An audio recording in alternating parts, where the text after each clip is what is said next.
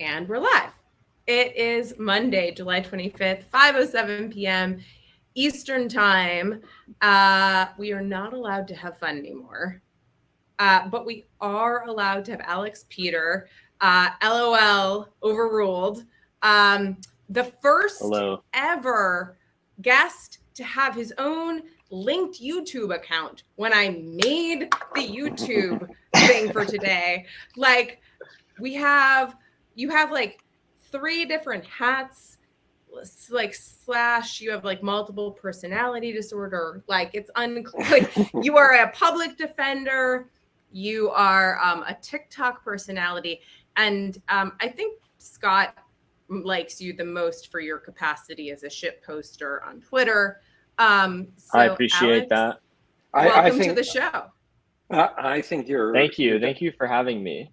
I think you're definitely better than me. I would just say that. I think you're like. Oh, I don't think that's true. I think you're. We don't have to pick favorites. Selling yourself There's short. No better than. So can I just say something? First of all, I want to say I'm so happy that Alex is on. Alex is genuinely cool. Like, he's a genuinely cool person. Yeah, right.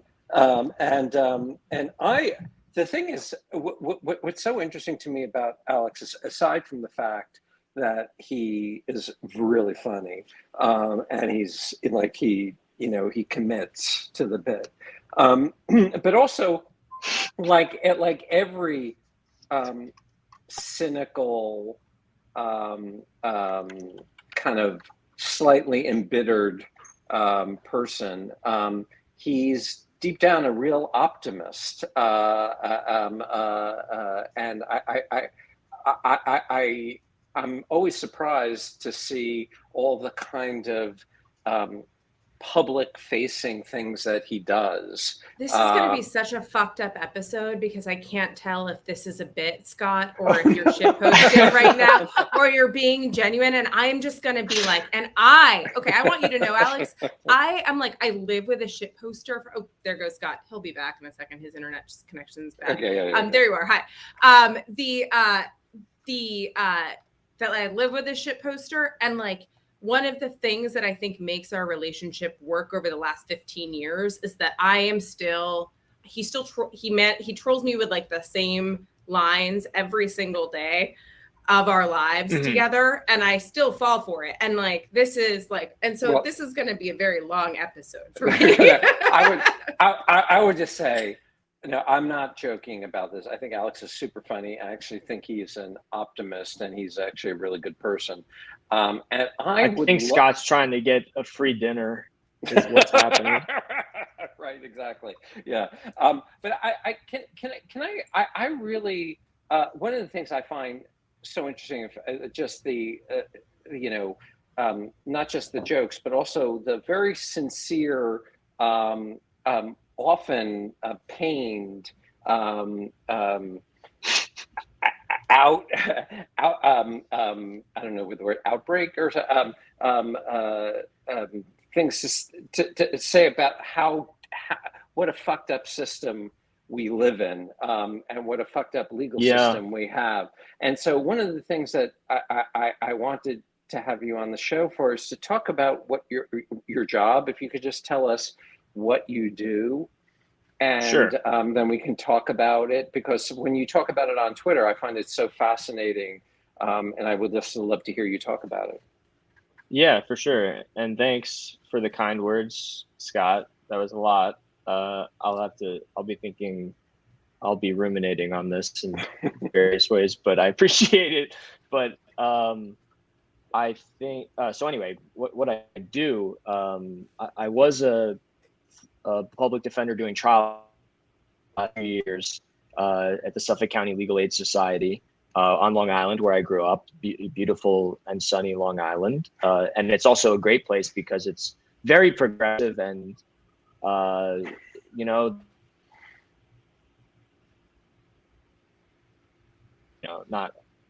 lying.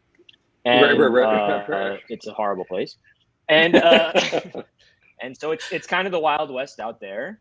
The judges don't follow the law. So it was an interesting place to kind of start my career doing that stuff. Can you tell me? Now, can you just tell us what you mean? But you mean the judges don't follow the law?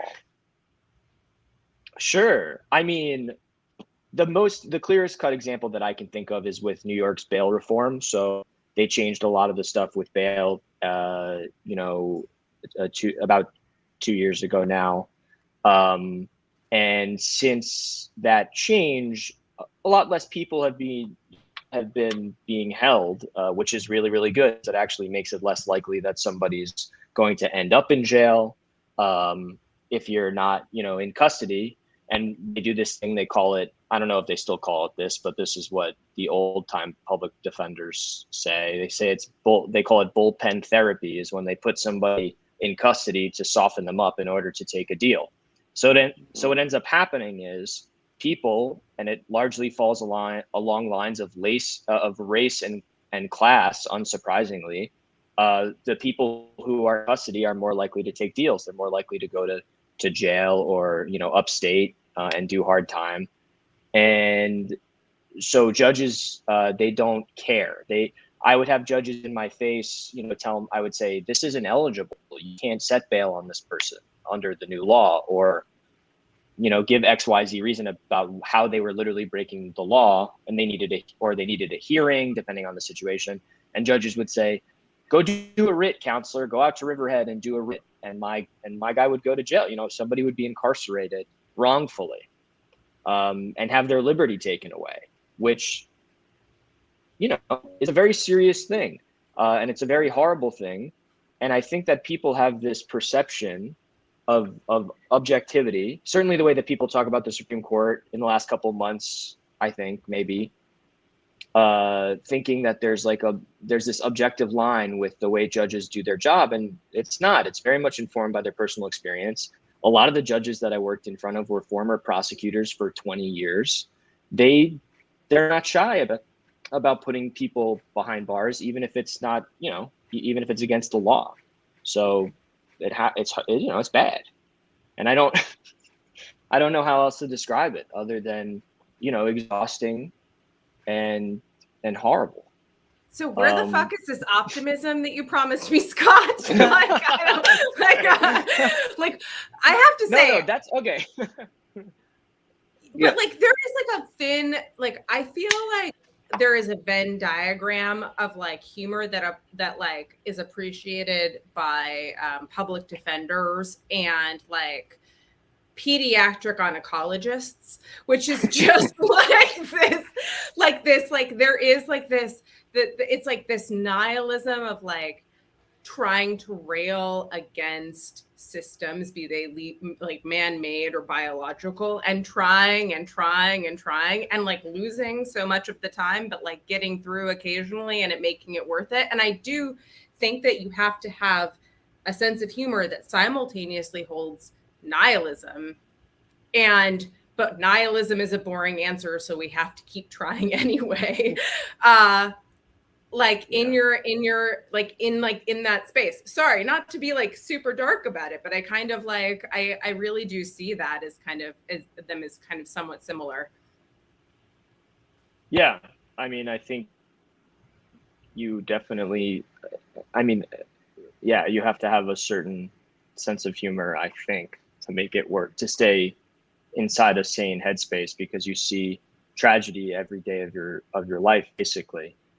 So you have to be able to roll with that a little bit. And the optimism I detect is, first of all, only an optimist would actually go into such a job, because did you go? Okay, let me ask you: did you go into this job thinking that that you could do more help than you've in fact been able to do? I thought that, I think to go back a little bit further, getting to law school and not knowing what I was going to do, I just wanted to be a litigator, and I had no idea what that meant. But I wanted to feel like a real lawyer. I wanted to be in court, and I also wanted to feel good about the work that I was doing. And I tried all these different things. I worked at the SEC one summer, and it didn't feel right. And then when I got my first crack at direct client interaction, of actually working directly with a single person in a really, really difficult situation, it connected for me. It made me feel like the work that I was doing directly had an impact. And even if for some people they might say, well, impact litigation or appellate work has XYZ things, and it gives you the ability to do these, what big picture, I'm an ideas guy, but like, I think that working directly with people is some of the most important work that you can do, regardless of, what kind of work it is in the legal profession. And I think that connection led the way for me, where I was like, oh, I got to do this. This is what I got to do, I guess. Because it made the most sense. And you have to survive off of those small victories and connections, I think, every day to make it, sustainable. Otherwise, you'll get eaten alive, I think. Can I ask you, does talent matter here? Like, does talent matter? Yeah. So is it? You're asking a hack. You're asking a hack if talent matters. I'm sure you're great. I have no doubt that you're really great at what you do, because I could just tell. But do you? Is it something that, like, anyone who has like a basic education, at law school, go in, of course, they can make a big difference? Or is it something that it's about? Yeah, and I also think at the end of the day, it's about, I don't like saying passion in the context of a job, because, like, sometimes I think a job should be a job, right? But I think that to do a public interest type legal job, and this type of job where you're serving clients well, you have to care about you really have to first and foremost care about your clients. But that, I think, is one of the most important things, that if you care, you will take the time to do the job correctly, to learn things when you don't understand what they are, and to spend the time doing that stuff. And I don't think it's a skill thing. I do believe that the best attorneys I've ever known have done this kind of work. I really believe that that's true, have been trial lawyers, have been public defenders, incredible lawyers, like far more talented than I am. And I hope, that I could ever be a tenth of what they are. But I think that really what it boils down to is doing it and staying with it and staying with it and not being lazy. Because Scott, you and I have talked about this before, where one of the most deflating things of this job, and I think this really applies to a lot of public interest legal work, is you start to realize that, if you have 100 cases and the person next to you has 100 cases, and you go the extra mile every single time, and you put in all this extra time and work, you and that person are going to have similar outcomes in more of the cases than you would like, even if that person is maybe mailing it in a little bit, because that's the nature of this system. And that's the way that this system grinds people down and is stacked against you and the resources you have, everything about it. And that can be incredibly deflating. Like, I've had clients who I represented for, a whole year, that I was fighting for them for a year. And we still ended up in a place where I had to walk them into custody, and that's where it ended. But the way that you make sense of that is you say, I fought the whole way. I had victories the whole way. And, like, we fought really hard. And I think that when you fight really hard, your clients they do know that. And I know it sounds like a cliche or something, but, like, they do know. I don't know. How many clients do you have? I'm really curious, because I feel like I'm always like a little bit horrified when I hear a number of like public defender clients. I'm on a new unit now. So I'm on the parole unit. So I literally just started this week on the new team.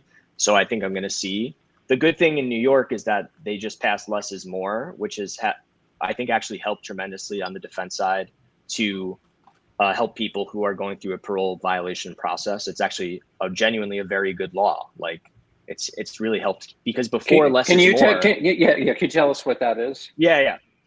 So less is more was a bill that was passed in New York State, basically really revamping the parole revocation process for people who are under supervision by the Department of Corrections in New York State. And before this bill was passed, if you had a parole violation, which again, it can be something that's much more serious, like you did a new crime that's very serious potentially, but it can also be something very silly, like you miss a phone call or you don't show up somewhere, or maybe honestly your parole officer doesn't like you. That does happen. I know everybody says it. It's not always true, but like it's true a lot of the time. And with the passage of, before this was passed, they could remand, meaning put people into custody the second you got a violation. Like you were going into custody, there was no recognizance hearing, you weren't getting out of custody. And it didn't matter if you were a 52-year-old man who had, a single violation and you committed a burglary 15 years ago. Like that doesn't matter. So it used to be a much worse process, and it just goes to show, even as cynical as I am, and I'm still very cynical, I want to be very clear, but like, there are policies and legislations that can change people's lives genuinely for the better, can mitigate harm inside of the circumstances that like are worth, suing, I think, or supporting. So how many clients then? Yeah, what? he's hard. You didn't not overrule. Please answer the question. Yeah. Please answer the question. Which question? How many clients do you have? Let's take it at the in the old job. At the old, yeah. Now it's like not, because I just started. At my old job, I had about I would say 80 to 90 clients ongoing constantly. So it's a lot of cases. That's and it was ridiculous. A lot of, I wasn't in felony, if you're in felonies, you're doing less. I started to pick up lower level felony cases when I was like leaving, but yeah, it's you can't give 100% to that many cases. It's not possible.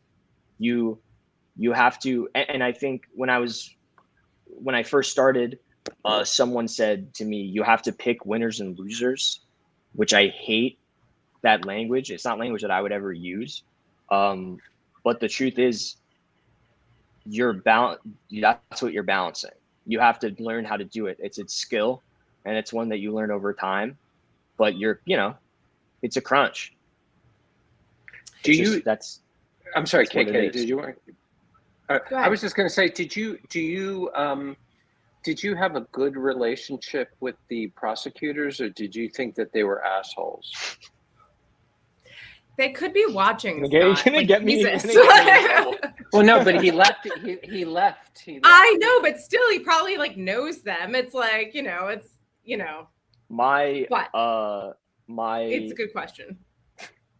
Yes, I think that people have different philosophies on decorum and relationships with prosecution and all stuff like that. I try to be, treated, if I'm treated with respect, I can treat someone with respect, which is normally what I expect in a courtroom. It's actually kind of funny too, because I'm such an idiot on the internet, but I'm very serious about like this job and inside a courtroom. And it was really mortifying when several months ago, there's a court complex out in Central Islip called the Cohalan Court Complex. And the grandson of Judge Cohalan is one of the judges out in Central Islip. And one day I was in his court part and he's like, yeah, look who it is. It's LOL overruled. And it was like one of the worst experiences actually I've ever had. Wait, but did he mean it in a sarcastic? I think he was like teasing. I think he was just kind of like teasing or whatever, because he had found out, because I think maybe the court officers or somebody had said something to him. But beyond that, nothing ever really happened. But I tried to avoid the connection at all costs. Anyway, treat people with respect, get respect. I know that some people have a more confrontational relationship. Sometimes, people are extremely rude to you. They treat you like garbage. So it's kind of hard not to react. My feeling on that is to just avoid interacting. I would get better deals not talking to prosecutors who were, very rude, and would eventually seek you out, because they also have hundreds of cases that they're working on. And so at the beginning of the case, they can be very high and mighty about what they're offering you, but they have to deal. That's part of their job. So I'm kind of really curious. Have you changed philosophically in any way about like how you think of people or the justice system between when you started this job and now? I don't know, like, did you think going in that like at core people were always good, like, and now you just kind of don't think that anymore? Or do you never have something like that and you feel That'd like, be great. yeah. I wish I ever thought that. No, never thought that. I think I know people do bad things, and also people are assholes, and it happens. But no, that none of that changed. I just thought, I think for me, it's like structural more than anything else. Like, it's the cocktail party question for public defenders of like, how do you defend those people? That's the, or how do you defend this or something like that? And I think that I actually don't care about the streamlined answers about like justice and like the Constitution and all that stuff. I don't really care about that stuff. What I care about is that there is a structural, apparatus in place that is by design intended to imprison and torture specific people in this country. And it all cuts along lines of race and class.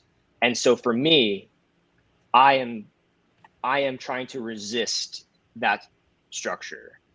And it doesn't matter to me necessarily what's happening in the courtroom. It's more about that structure that I wish to stop, or at least protect a person from that I'm representing. And then also, just like not being a fan of prisons, right. and wanting them to go away.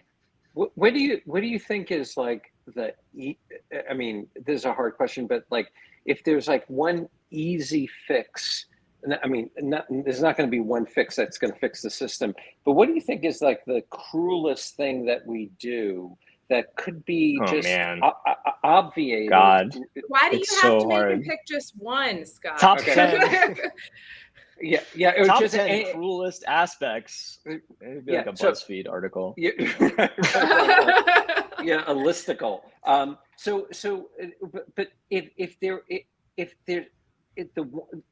what do you take to be like the most senseless thing we do to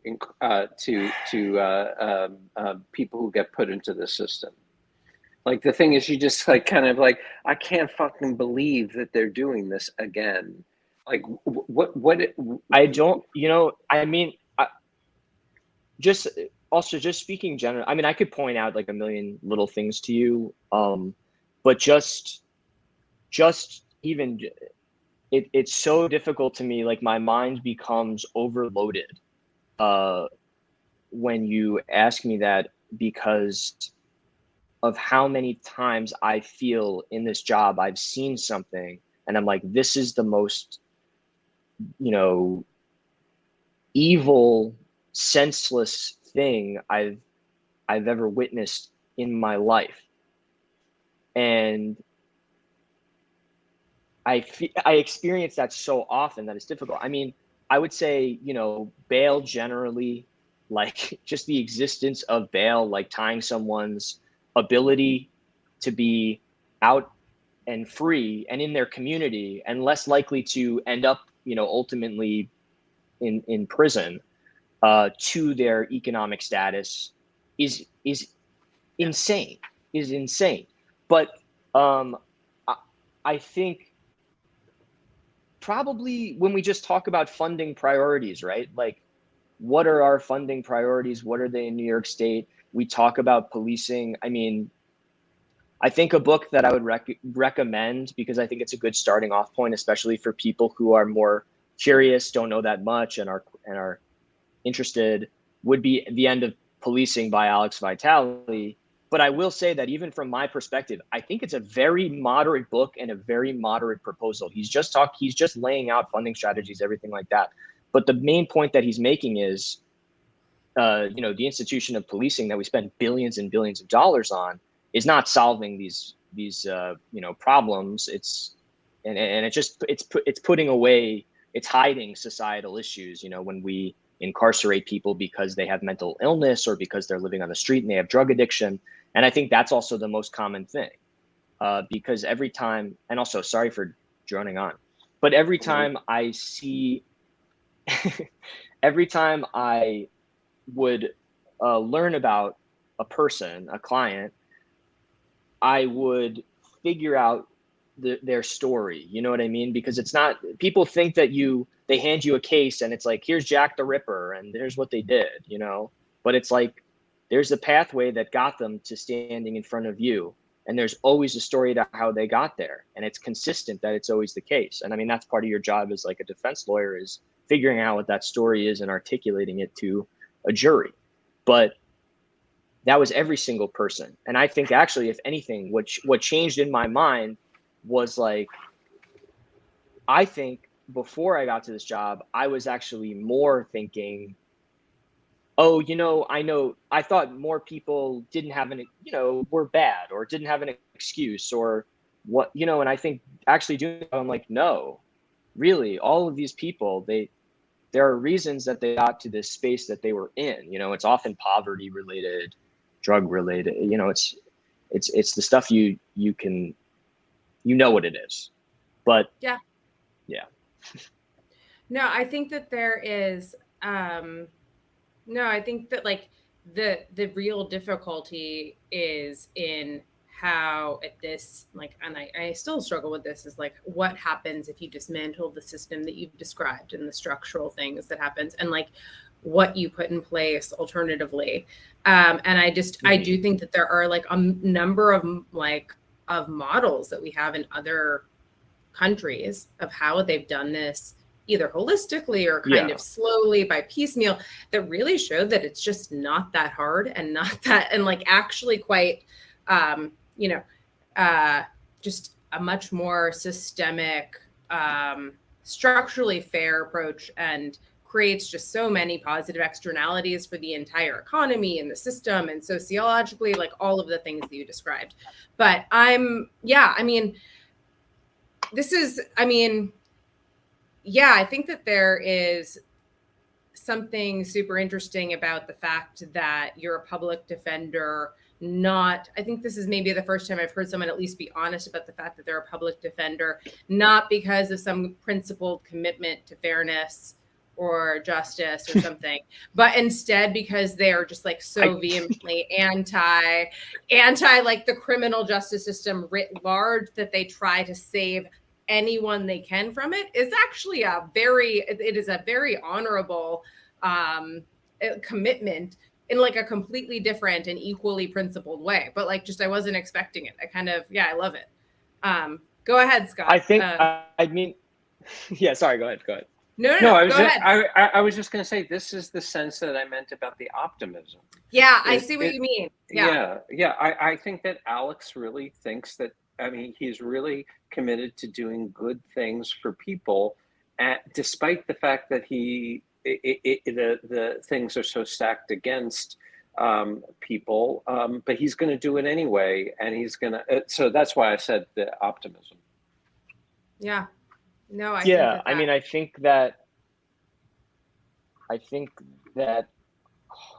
you know, what I have to remind myself of constantly is when I become discouraged, whether it's from this type of work or and the nature of it, or things that are happening in relation to it. And obviously it's discouraging when you see in popular, like in the popular culture, or just like the way people are talking about things in the news, it makes you feel like, you know, we're heading towards back towards like the 90s or something, with like tough on crime and all this stuff. The thing I have to remind myself is that there are all of these incredible people and activists who have been fighting for their communities for their entire life, like tirelessly.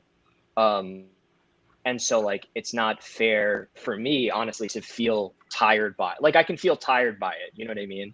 And I think that everybody needs to sometimes take a mental break from the scary realities of the world we live in. But I think that, yeah, I think it's a reminder. I don't know, just like recognizing that is really important. Was that a new friend?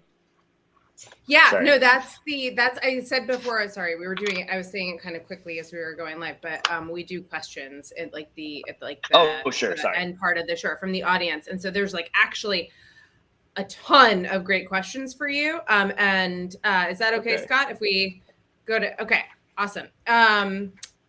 Mateo, you have like a bunch of good questions. I guess just kind of like start with your I guess like why don't you do the winners and losers one first? Yeah, Alex kind of answered the main one. Okay. Well, anyway, yeah. Thanks for bringing me on, Alex. Thanks for being here. My first question was about that comment you had earlier about, you know, when you can't give your all to 100 cases, you kind of have to pick winners and losers to a certain extent. Or, I mean, I know that's an imperfect way to phrase it, but I was wondering if you could share some insight on how you think about like how you go about choosing that. Do you choose like, I think I can win this one, or this person really deserves it, or this will free up the most time? Well, I think it's a balancing act, because when you're balancing that many cases, cases are in different stages. You know, some are earlier on, and so they're further away from trial. So that's a big part of it. It's like understanding timing, and the most important thing you can do as a public defender is maintain a good calendar, which I'm okay at. But I think it's just recognizing the strength of your cases. That's actually the most important thing. I think everybody has biases, obviously, right? In terms of, you know, somebody you might feel more of a connection to one of your clients or something. I think it happens. But realistically, it's just understanding the strength of your cases. And sometimes you have a case that's just, you don't have it. And it's making your client understand what the options are, and what happens if we don't deal with it before it gets to a trial place where we probably aren't going to win a trial, and what the consequences are for that. So I think it's just, it's that kind of management. I definitely don't think it's deserve is not the right word, because none of these people, you know, deserve any of these things that are happening to them, you know. So what can I ask you, how I would describe it. Yeah. Can I ask you, is that true? I mean, I know you said it, so you believe it, but is it true that none of them deserve? I mean, yeah, you know, I think so. Mean, I think so. Can you say that about? I really believe it. I think that I mean, you know, maybe we could get more into it, but I mean, like, being committed to an abolitionist outlook and like fighting for abolition, and we're talking about like getting rid of prisons, right? And I don't know that it's necessarily something I'll see in my lifetime, because of how baked in these things are to the way we live, and because of the way that people look at it. But I think being committed to that is being committed to the humanity of every person that you represent. And it's understanding how they got there and why they're there. And I think it's not as hard as people think it is, because I think people create monsters in their own mind about who these people are on the edge of the night that they don't know. You know what I mean? But really, it's just like Carl. It's just like that's Carl. It's not. It's Carl. It's fine. He's a little. He has some problems, but he's just Carl. So I don't know. Let's bring on. I got you. Let's bring on Tom, because Tom introduced me to Alex. Yes. Tom said, "There's this one guy you need to know. Trust me. He's so fucking funny." And he was like, "You," and I like normally I would never trust anything that Tom said, but in fact he was right this time. Go ahead, Tom. Yeah. No, thanks. It's been a very interesting conversation. My question was like, you touched on like the relationship between politics and the job, and obviously your motivation to go into it was political to an extent, structural problems. And I was wondering, like, is that, I guess, the minority of public defenders? Do most people, go into it with the general sense of just wanting to help people and, maybe do something generally good, or do people go into it with that structural critique, or do some people go from the latter camp into the structural critique camp during their time? I'm super interested in that. Thanks, guys.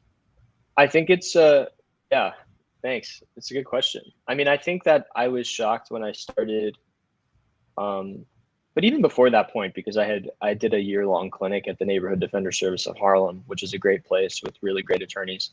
I think that I was surprised at honestly, like the diversity of like people in terms of why they're doing it and what their interests were and stuff.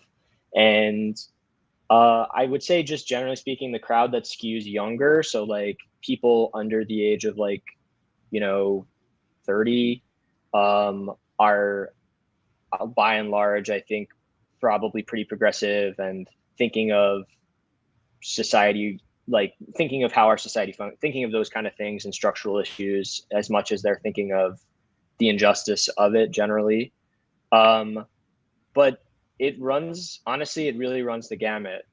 There was a former Suffolk County cop who was a disgraced Suffolk County cop who became a public defender who I worked with out in Suffolk County. He was a pretty interesting guy. There's a very weird cohort. Actually, some of my favorite, because they're really characters, some of my favorite attorneys are these kind of like libertarian guys who just like hate the government. And they're like, yeah, so I'm going to, say screw you to the government for like my career, which actually, to be honest, that's cool as hell. I don't agree with them probably, because I'm like, I like roads and my water to be like, drinkable, but respect, like, so I think it definitely runs the gamut, but it's a really, I've always found really great people doing it. I think that's super interesting. I was also, so we have a question. I've been trying to bring in Frank Valadez, but he can't connect. So I'll ask the question for him.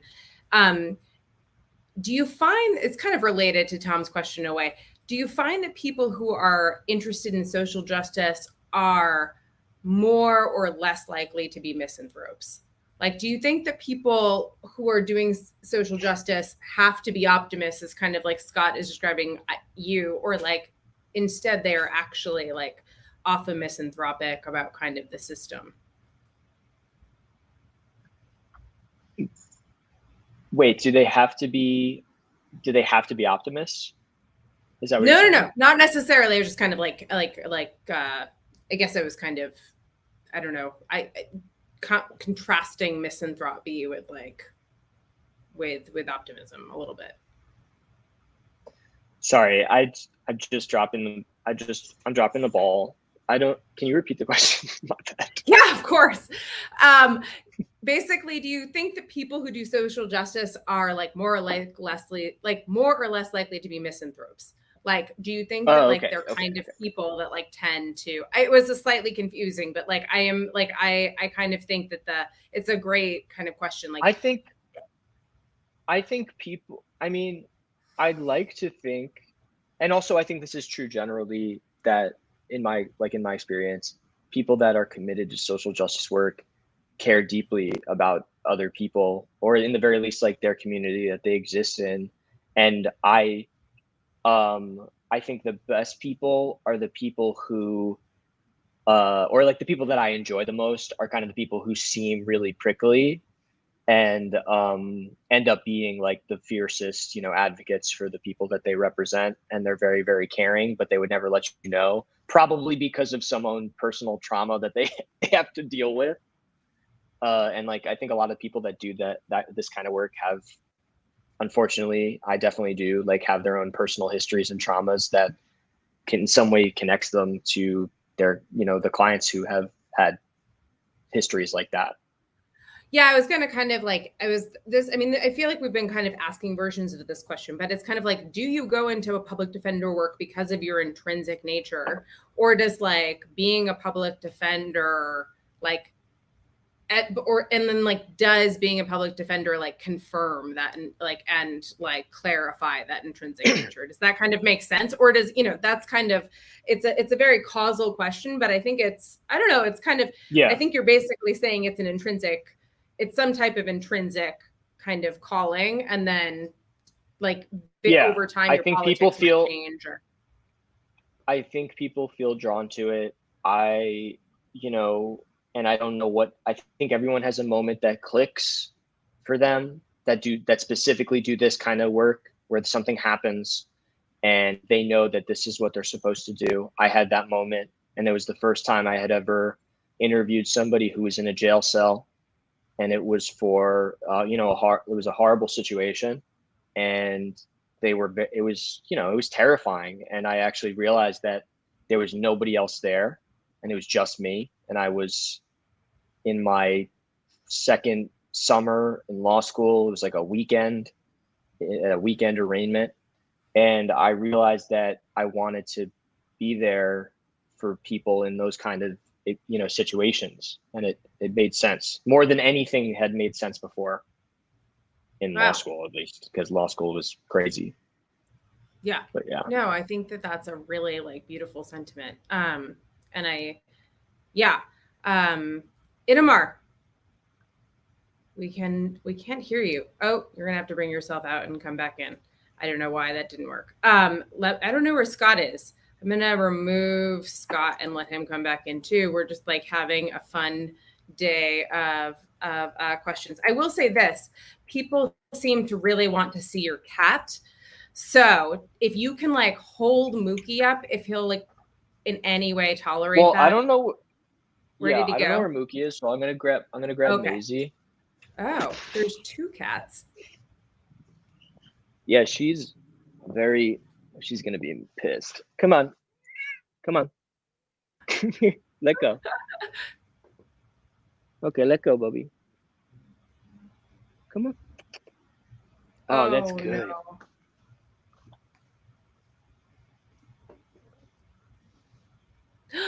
Oh my God. Oh my goodness. Hi, Maisie. You are adorable. Maisie is just like she's floofy. Like floofy. I know. Oh my goodness. Yes. This is lovely. I feel like I would like to seems like intensely therapeutic to hold Maisie. As long as she's okay with it. She's very good.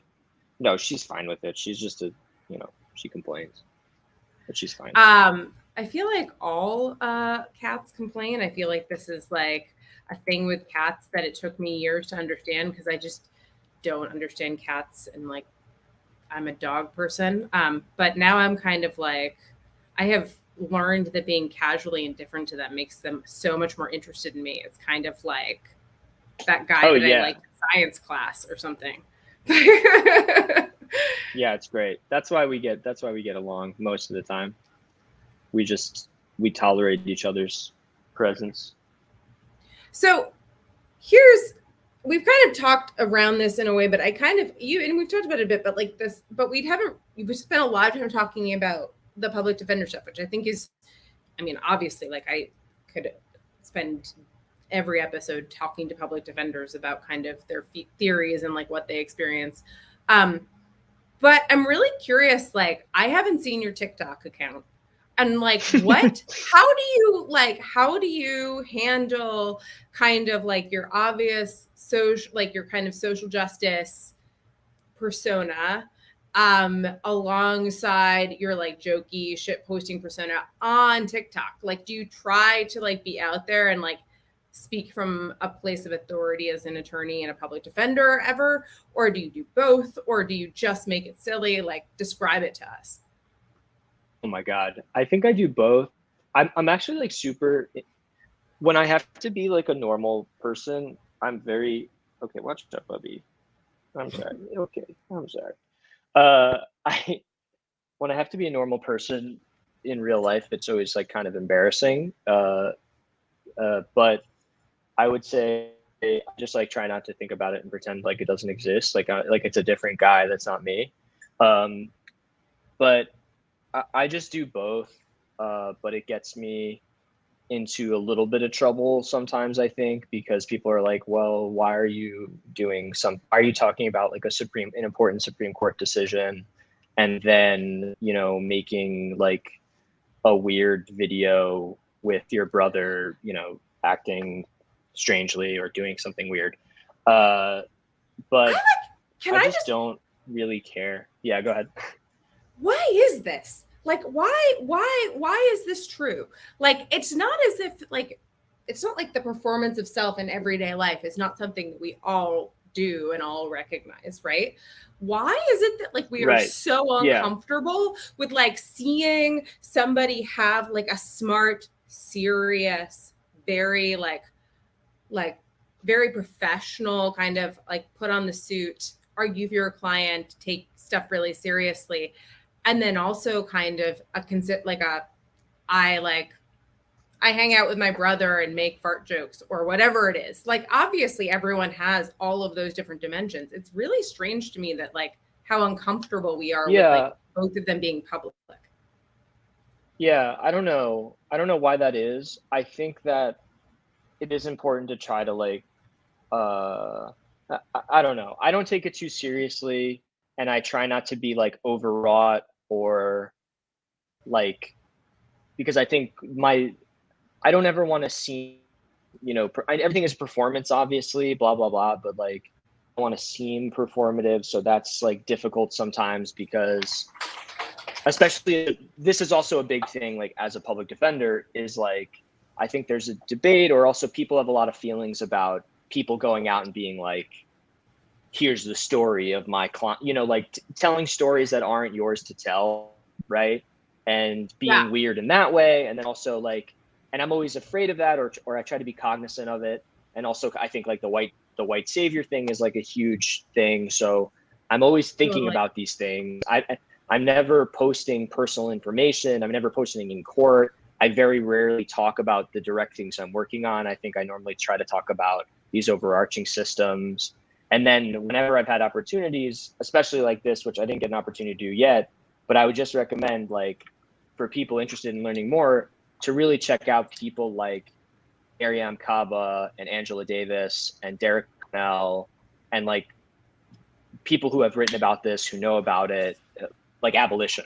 And, you know, so I don't forget to do that. But yeah, it's all pretty weird. I'm sorry, by the way, that my phone died. It's been a catastrophe. But I'm so curious. Like, what is your like fantasy job? Like, ooh, good question. Oh my God, fantasy job. Probably like having like a taco stand on a beach. Wait, Scott, what's your fantasy job? I'm like literally doing it. I mean, I was gonna say, I'm like, I kind of think you have your fantasy job. You're like, this is like amazing. Yeah, I get it right. I mean, but that is an unusual situation. But for you, like, would you want to be the head? I mean, would you want to run legal aid? Would you? That's a great question. Oh, no, or like not even run legal aid, but like, what if you could run the system? What if you could propose new laws? To be a senator? No. First of all, I just want to be very clear about my outlook, which is that I believe I believe it's like Foucault. Like, I think that reform reifies the system. So I'm very much of the belief that it's like a overhaul thing. It's not like I'm a realist, so I know that I will support people doing things to make people's lives better by mitigating harm. But I also believe that functionally, these things are not going to change at a foundational level without a dramatic shift in like a paradigm shift of how our society functions and thinks. But I don't know what the point of that was. Sorry. So yeah, like running, like running legal. Yeah, no. I think that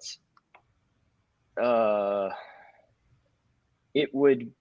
I don't know. A guy that I really admire is Alec Carrick-Stannis. He wrote Usual Cruelty. He's really good on Twitter. He does great, very incisive threads about like propaganda. And he started, I think he was a public defender for a couple years, and then he kind of started his own civil rights firm in Texas. I think that's really cool. And obviously, like, my hero is like William Kunstler. So like, would love to work on some cool cases and like, get held in contempt on some stuff. Like, that would be sick. I think that's like what I can do. He would have been a great tweeter, William Kunstler. Yeah. Yeah. So people may not know who William Kunstler is. William Kunstler, just correct me, he was the founder and the head of the Center for Constitutional Studies or something. I think so, yeah. Yeah. Or something but like that. He was also a firebrand, defense attorney who said I think the best thing one of my favorite things that he said was, someone asked him about who he represents, and he said, I only represent people I love. And he worked on a lot of it. He represented Asada Shakur. He was one of her attorneys. He represented Bobby Seale. He represented a lot of people. That were pretty cool cats. So I would like to maybe one day, but I don't know.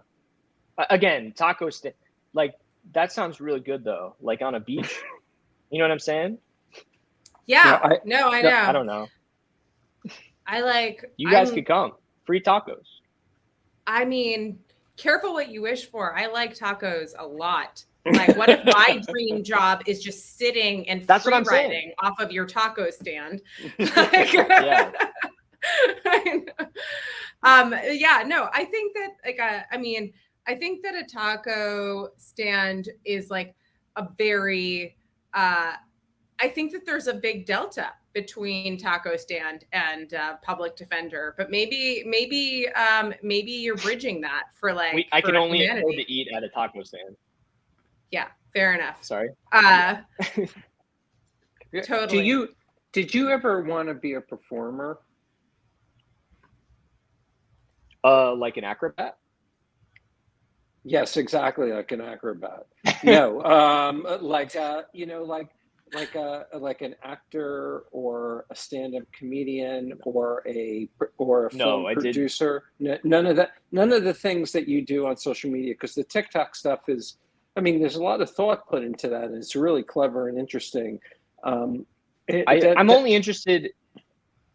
No, I think that like in terms of that stuff, I'd like to be like I'd like to fast forward and be like a burnout Hollywood producer who like wears sunglasses indoors and like chain smokes.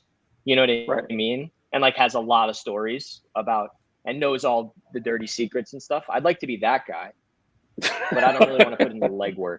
Okay, so we have to wrap, but I will say that this reminds me of a tweet of yours that I really like, which is like both things can be true at once. Smoking can absolutely kill you, and you can look really cool while doing it. I know. I'm like, there is like a part of like what you just said that kind of like sums everything that we've talked about today, which is just kind of like, I think that, I think that this is like, you know, that like the system will kill you, but like you're looking as cool as possible. Like look cool. Yeah, that's right. Hell yeah. Look cool. Absolutely. It's pretty true. We have to wrap. We will be back on Wednesday. I do not know who the guest is. We never know who the guest is anymore. It's just like flying by the seat of our pants. But this was awesome. Thanks for coming on today at short notice. Thanks for having Alex, me. This was like really fun. You'll have to come back sometime and tell us kind of more stories or just like rant about things. Or I actually feel like you'd weirdly get along with Mike Chase very well. I don't know if you follow him on Twitter. He's Crime a Day on Twitter. He's like, but yeah. I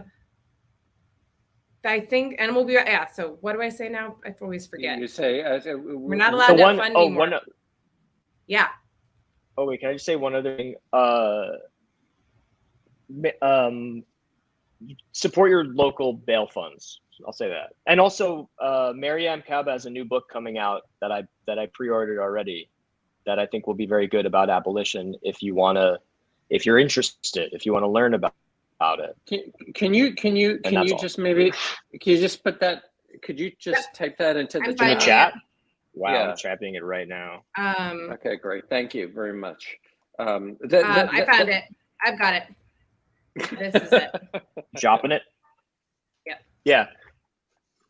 Fantastic. We do this till we free us. Abolitionist organizing and transforming justice. And she has that's a great book of short essays, and she has a new book coming out in August. But honestly, they're both. I'm sure the new one will be great. That's a great. Oh, I'm sorry. Really yes, good that's to not dip those. No, it's all good. Yeah. Honestly, very even cool. that is really great. And awesome.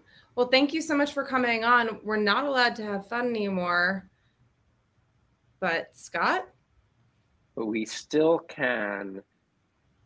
We can't have fun anymore and change the system, but we can save individual souls. We can while smoking. While smoking and looking cool, doing TikTok and being the best shit poster on Twitter. Thank you so much, Alex. Why not both got gifts? Thank you.